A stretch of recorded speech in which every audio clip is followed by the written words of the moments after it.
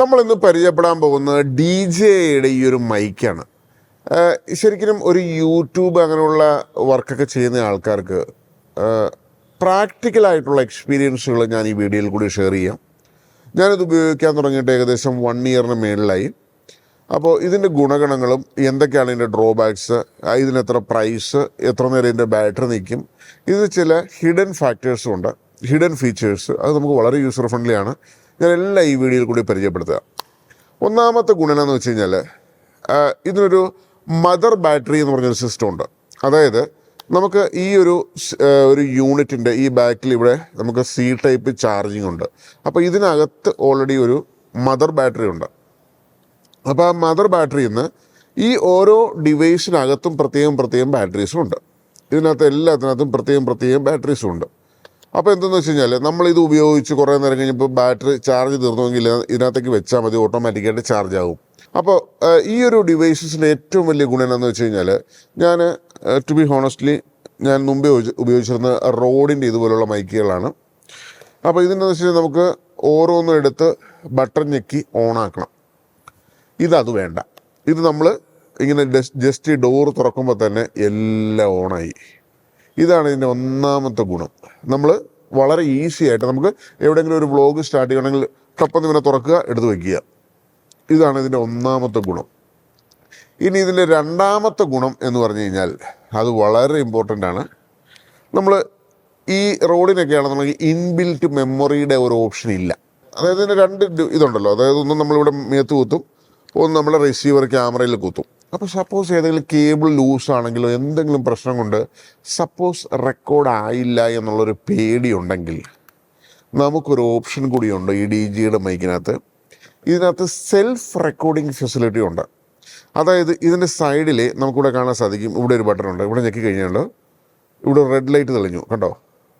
Red light തെളിഞ്ഞപ്പോൾ നമുക്ക് ഈ ഒരു സാധനങ്ങളൊന്നും ഉപയോഗിക്കേണ്ട, ക്യാമറയിൽ ഒന്നും വെക്കേണ്ട. ഇപ്പോൾ ഇതിൽ വോയിസ് റെക്കോർഡ് ആയിക്കൊണ്ടിരിക്കുക. ഈ ഒരു ചെറിയ ഡിവൈസ് നമുക്കിവിടെ ഇങ്ങനെ ഫിക്സ് ചെയ്തതിനകത്ത് വോയിസ് റെക്കോർഡ് ആയിക്കൊണ്ടിരിക്കുക. നമുക്ക് ഇതിനകത്ത് തന്നെ ഒരു സി ടൈപ്പിൻ്റെ ഒരു പ്രൊവിഷൻ കൊടുത്തിട്ടുണ്ട്. അത് വെച്ചിട്ട് നമ്മുടെ കമ്പ്യൂട്ടറിലേക്ക് കുത്തി കഴിഞ്ഞാൽ നമുക്ക് എല്ലാ ഇതും കാണാൻ സാധിക്കും. അതായത് നമ്മുടെ എത്ര റെക്കോർഡിങ്സ് ഉണ്ട് അതെല്ലാം നമുക്ക് കമ്പ്യൂട്ടറിൽ കാണാൻ പറ്റും. നമുക്കത് മായ്ച്ച് കളയും. ഇതിൻ്റെ മെമ്മറി കപ്പാസിറ്റി എത്ര ഉണ്ടെന്ന് എനിക്ക് കറക്റ്റായിട്ട് എനിക്ക് ഓർമ്മയില്ല. നിങ്ങൾ ഗൂഗിളിൽ നോക്കിയോളുക. പക്ഷേ ഇഷ്ടംപോലെ സേവ് ആയിക്കോളും. നല്ല രീതിയിലുള്ള മെമ്മറി ഇതിനകത്ത് ഓൾറെഡി ഉണ്ട്. അതാണ് ഇതിൻ്റെ ഒരു ഏറ്റവും വലിയ ഗുണം. നമുക്കത് ഇത് രണ്ടാമതൊന്ന് ഞെക്കിക്കഴിഞ്ഞാൽ ഇത് ഓഫാകുകയും ചെയ്യും. എത്ര സിമ്പിളായിക്കും നോക്കി.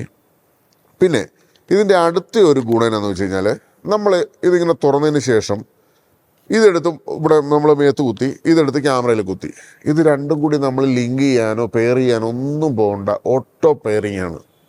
അതായത് നമ്മൾ ബ്ലൂടൂത്ത് വെച്ച് കണക്ട് ചെയ്ത് ഓണാക്കി അത് പിന്നീട് അത് ചെയ്തു ഇത് ചെയ്തു, നോ നത്തിങ്. യാതൊരുവിധ ടെൻഷനും വേണ്ട. നേരെ ഇവനെടുക്കുക, ഇതിങ്ങനെ നമ്മൾ മേത്തേക്ക് കുത്തുക, ഇവനെ കൊണ്ടുപോയി ക്യാമറയിൽ കുത്തുക. അത്രയേ ഉള്ളൂ. വളരെ സിമ്പിളാണ്. അതുകൊണ്ടാണ് ഇത് ഏറ്റവും കൂടുതൽ ആൾക്കാർ ഇപ്പോൾ ഉപയോഗിച്ച് വരുന്നത്. ഇനി ഇതിൻ്റെ അടുത്ത ഒരു ഗുണം എന്താണെന്ന് വെച്ച് കഴിഞ്ഞാൽ, നമുക്ക് ഇത് ഐഫോണിലേക്കും ആൻഡ്രോയിഡ് ഫോണിലേക്ക് നേരിട്ട് കുത്താം എന്നുള്ളതാണ്.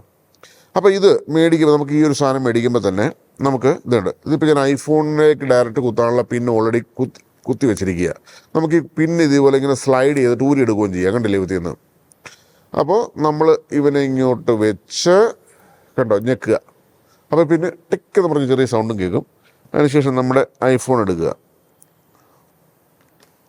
നമ്മുടെ ഐഫോൺ ഇങ്ങനെ എടുക്കുക, കണ്ടില്ലേ? ഐഫോൺ എടുക്കുക. ഐഫോണിൻ്റെ ആ ഒരു അഡാപ്റ്റർ ഉണ്ട്, കണ്ടില്ല? അതിലേക്ക് നേരിട്ട് പോകും. ഐഫോൺ 14, 13, 12 ഒക്കെ ഈ ഒരു അഡാപ്റ്ററാണ് വരുന്നത്. ഇത്ര കണ്ടോ? ഇത്ര അഡാപ്റ്ററാണ് വരുന്നത്. ഇതിന് ശേഷം 15-ലാണ് സി ടൈപ്പ് അഡാപ്റ്റർ. ഇനിയിപ്പോൾ സി ടൈപ്പ് ആണെങ്കിലോ ചോദ്യം, കറക്റ്റ് അല്ലേ? ഇപ്പോൾ ഇത് ഞാൻ ഐഫോണിൻ്റെയാണ് കുത്തിയിരിക്കണേ. നമുക്ക് ഇവനെ ഊരിയിട്ട് നേരെ സി ടൈപ്പ് എടുക്കാം. സി ടൈപ്പിൻ്റെ പിന്നും ഇതിനകത്ത് തന്നെ അവൈലബിൾ ആണ്, കണ്ടില്ലേ? സി ടൈപ്പ് പിന്നാണ് ഇത്. ഇവനെ ഊരിയിട്ട് നേരെ സി ടൈപ്പിൻ്റെ പിന്ന് കുത്തുക. ഇതെല്ലാം ഇതിനകത്ത് തന്നെ ഈ ഒരു ബോക്സിനകത്ത് തന്നെ ഉണ്ട്, കണ്ടില്ലേ? സി ടൈപ്പിൻ്റെ പിന്നും കുത്തി. അപ്പോൾ നമുക്ക് സി ടൈപ്പിൻ്റെ ഫോണുകളായ ഓപ്പോ, വിവോ അല്ലെങ്കിൽ ഐഫോണിൽ തന്നെ ഐഫോണിൽ കുത്തുക. ഇത് ഇപ്പോൾ നമുക്കൊരു ഓപ്പോയുടെ ഒരു ഫോണാണ്. നേരെ ഇതിലേക്ക് അങ്ങോട്ട് കുത്തിയാൽ മതി.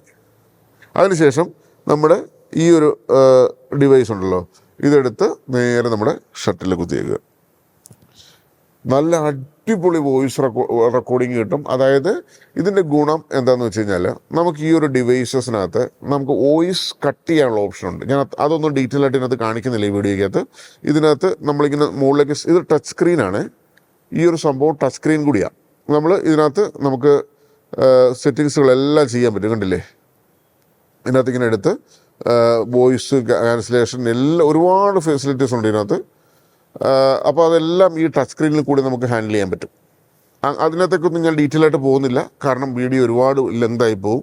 പക്ഷേ നിങ്ങൾക്ക് ഈ ഒരു ഡിവൈസിനുള്ള ഗുണമെന്ന് വെച്ചാൽ നമുക്ക് ഇപ്പോൾ ചില സ്ഥലങ്ങളിൽ നമുക്കുണ്ടല്ലോ വോയിസ് ക്യാൻസലേഷൻ അത്രയ്ക്ക് ചെയ്യേണ്ട ആവശ്യം ഉണ്ടായില്ല. ചിലപ്പം ഒരുപാട് ക്രൗഡുള്ള സ്ഥലമാണെന്ന് വെച്ച് കഴിഞ്ഞാൽ നമുക്ക് നല്ല രീതിയിൽ വോയിസ് ക്യാൻസലേഷൻ ചെയ്യേണ്ടി വരും. അപ്പോൾ അത് നമുക്ക് ഇൻക്രീസ് ചെയ്ത് കൊടുക്കുക, ഡിക്രീസ് ചെയ്ത്, അതൊക്കെ നിങ്ങൾ സ്വന്തമായിട്ട് എക്സ്പീരിയൻസ് ചെയ്ത് നോക്കുക. എത്രത്തോളം കൂട്ടണം കുറയ്ക്കണം. ഇപ്പോൾ നമ്മളൊരു ക്രൗഡി ആയിട്ടുള്ള സ്ഥലത്ത് നിന്ന് വ്ളോഗ് ചെയ്യാമെന്ന് വെച്ചോ, ആ സമയത്ത് നമുക്ക് കുറച്ച് വോയിസ് ക്യാൻസലേഷൻ കൂടുതലിടണം. അപ്പോൾ അങ്ങനെ ഉണ്ടെങ്കിൽ അതൊക്കെ നമുക്ക് ഇതിനകത്ത് ചെയ്യാൻ പറ്റും. ഇനി ഇതൊന്നുമല്ല, നമുക്ക് ഈ 2 പിന്നും വേണ്ട, ഡയറക്റ്റ്ലി ഇത് 2 പിന്നും ഊരി കളഞ്ഞു. ഞാനിതിൻ്റെ സ്റ്റാൻഡേർഡ് ആയിട്ടുള്ള ഒരു ഗ്രിപ്പ് ഇവിടെ ഉണ്ട്. നമ്മുടെ ഉണ്ടല്ലോ ഈ ഗ്രിപ്പ് ഇട്ടു. ഈ ഗ്രിപ്പിൻ്റെ ഗുണം എന്താണെന്ന് വെച്ച് കഴിഞ്ഞാൽ ഇവിടെ ഉള്ളൊരു ഇത് നമ്മുടെ ക്യാമറയിലേക്ക് നേരിട്ട്, ക്യാമറയുടെ ടോപ്പില്ലേ അതിലേക്ക് നേരിട്ട് അങ്ങ് സ്ലൈഡ് ചെയ്ത് വയ്ക്കാം. അപ്പോൾ ക്യാമറയിലേക്ക് കുത്താനായിട്ട് നമുക്ക് നോർമലി ഇതുപോലത്തുള്ള കേബിളുകളുണ്ട്. കണ്ടില്ലേ, ഇതുപോലുള്ള കേബിള് ഈ സൈഡിൽ കുത്താനുള്ള പ്രൊവിഷനുണ്ട്. ഇതിൽ കുത്തുക, അതിനുശേഷം ഇത് ക്യാമറയിൽ കുത്തുക. സിമ്പിൾ.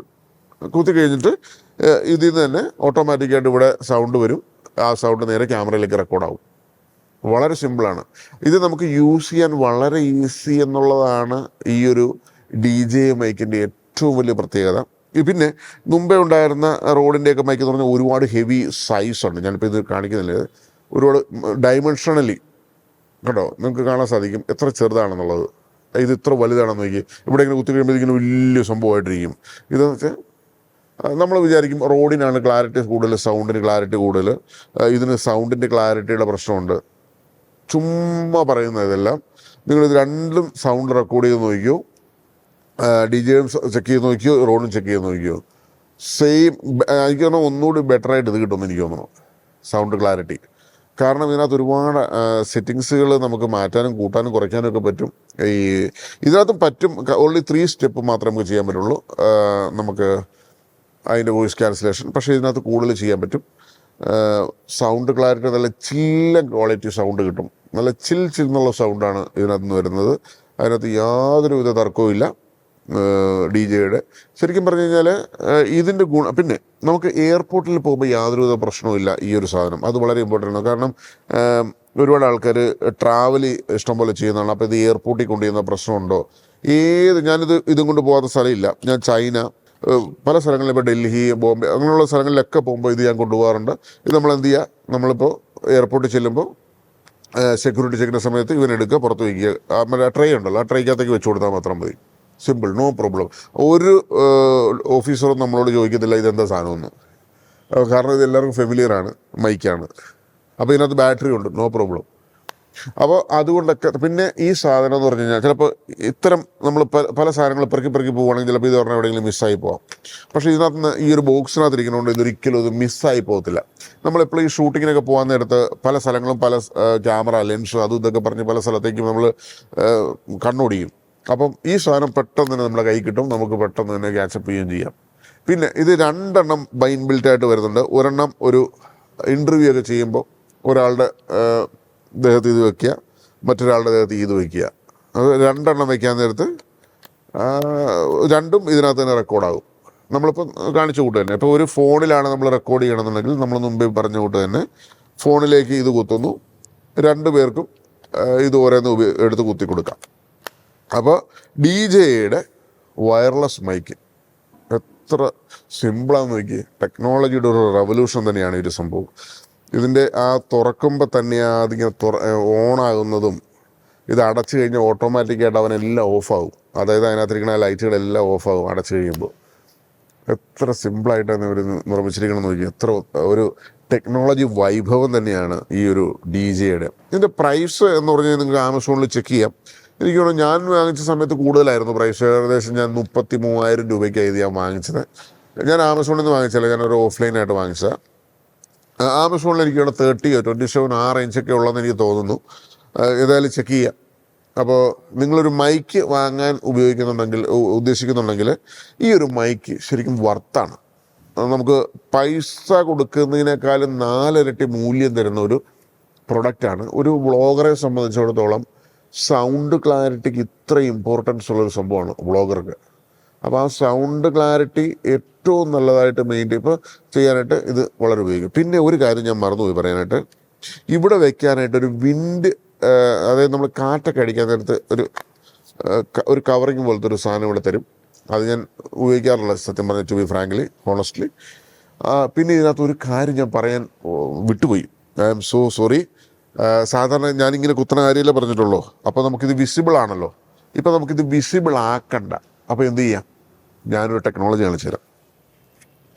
ഇതിനകത്ത് ഒരു മാഗ്നറ്റ് കൂടി വെച്ചിട്ടുണ്ട്. മാഗ്നറ്റിൻ്റെ ഒരു പീസാണ്, കണ്ടില്ലേ? ഇത് നമുക്ക് കയ്യിലേക്ക് എടുക്കാം. ഇത് ഇതിലേക്ക് ഇങ്ങനെ ഒട്ടും. അപ്പോൾ ഇതുകൊണ്ടത്തെ ഗുണം എന്നറിയാമോ? നമ്മൾ ഈ ഷർട്ടിൻ്റെ അകത്ത് വയ്ക്കാം, എന്നിട്ട് ഈ ഒരു മാഗ്നറ്റ് പുറത്ത് വയ്ക്കാം. കണ്ടോ? ഇപ്പം മൈക്ക് കാണുന്നുണ്ടോ നോക്കിയേ. ഇത് ഞാൻ റെക്കോർഡ് ചെയ്യുന്ന മൈക്കാണ് ഇപ്പം സംസാരിക്കുന്നത്. അതേസമയം ഈ ഒരു ചെറിയൊരു സ്ക്വയർ മാത്രമല്ല ഇവിടെ കാണുന്നുള്ളൂ. അപ്പോൾ ഈ ഓഡിയൻസിന് മനസ്സിലാകത്തില്ല ഇതെന്താണെന്ന്. ഇത് ചിലപ്പോൾ ബട്ടൺസോ അങ്ങനെ എന്തോ ഫീൽ തോന്നുന്നു. റിയലിറ്റി നമുക്ക് മൈക്ക് ഹൈഡ് ചെയ്യാൻ പറ്റും എന്നുള്ളതാണ് ഈ DJയുടെ ഇതുകൊണ്ടുള്ള പ്രത്യേകത. കണ്ടില്ലേ? ഇനിയിപ്പോൾ നമുക്ക് ഇവനെങ്കിൽ എടുക്കാം. കണ്ടില്ലേ? ഈ ഒരു മാഗ്നറ്റ് ഇപ്പോൾ ഇവിടെ ഫിറ്റ് ചെയ്യണം. ഇത് കണ്ടില്ലേ? ഇത് ഇവിടെ വയ്ക്കുക, മൈക്ക് ഇങ്ങനെ വയ്ക്കുക, ഈ മാഗ്നറ്റിന് പുറത്ത് വയ്ക്കുക. കണ്ടില്ലേ? ഇതിങ്ങനെ ഒട്ടിയിരുന്നോളൂ. നല്ല സ്ട്രോങ് മാഗ്നറ്റാണ്. കണ്ടില്ലേ? പുറത്ത് കാണാത്തേ ഇല്ല. കണ്ടില്ലേ? ഇതിങ്ങനെ ഇരിക്കും. യെസ്, നമ്മൾ സംസാരിക്കാം. അപ്പോൾ ഇതിങ്ങനെ ഹൈഡായിട്ട് അവിടെ ഇരുന്നോളൂ. അപ്പോൾ എത്ര സിംപ്ലിസിറ്റിയാണ്.